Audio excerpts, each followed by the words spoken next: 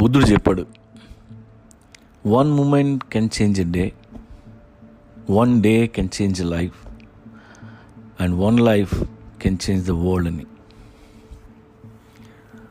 బుక్లో ఒక పేజ్ కావచ్చు, మీరు చదివిన ఒక కోట్ కావచ్చు, ఫ్లైట్లో మీ పక్కన కూర్చున్న వ్యక్తి కావచ్చు, ఒక మూవీ కావచ్చు, మీ జీవితాన్ని మార్చేయచ్చు. ఆపర్చునిటీ ఎక్కడి నుండి ఎలా వస్తుందో తెలీదు. చాలాసార్లు అవి ఆపర్చునిటీస్ అన్న విషయం మనకు తెలియదు. అది తెలియాలి అంటే లైఫ్లో అలర్ట్గా ఉండాలి, కాన్షియస్గా ఉండాలి. కొంతమందికి లక్ష్మీదేవి వచ్చి అరుస్తూ రోజు తలుపులు బాతున్నా వినిపించదు, పందుల్లా నిద్రపోతుంటారు నా కొడుకులు. నాకు ఫ్రెండ్ ఉన్నాడు, వెరీ టాలెంటెడ్. వాడు పుస్తకం రాశాడు, వచ్చిన అవకాశాలని సంకనాయకించుకోవడం ఎలా. ఆ పుస్తకం వాడి దగ్గరే పెట్టుకొని తూచా తప్పకుండా ఫాలో అవుతున్నాడు. ఇలా చాలామంది ఉన్నారు.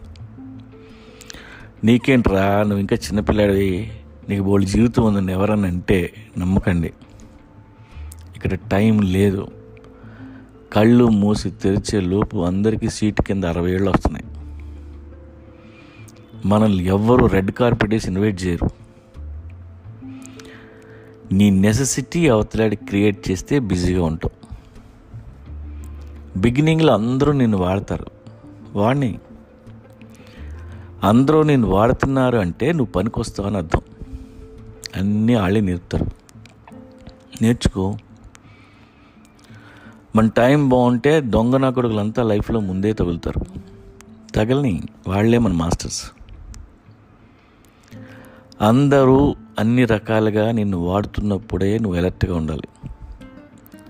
ఎందుకంటే మనకు వచ్చిన అవకాశం మీద ఆపర్చునిటీ అని రాసి ఉండదు, మనమే గుర్తించాలి. తక్కువ తిను, తక్కువ నిద్రపో, డైలీ ఏదో ఒకటి నేర్చుకో. సమ్ ఇంటేక్, ఒక 1 లైనర్ కావచ్చు, ఆర్ పడుకునే ముందు listen to some Ted talks.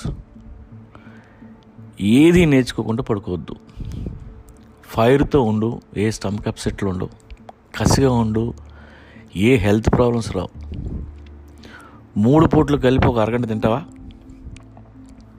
ఎన్ని నిమిషాలు తింటే అన్ని నిమిషాలు ఎక్సర్సైజ్ చెయ్యి.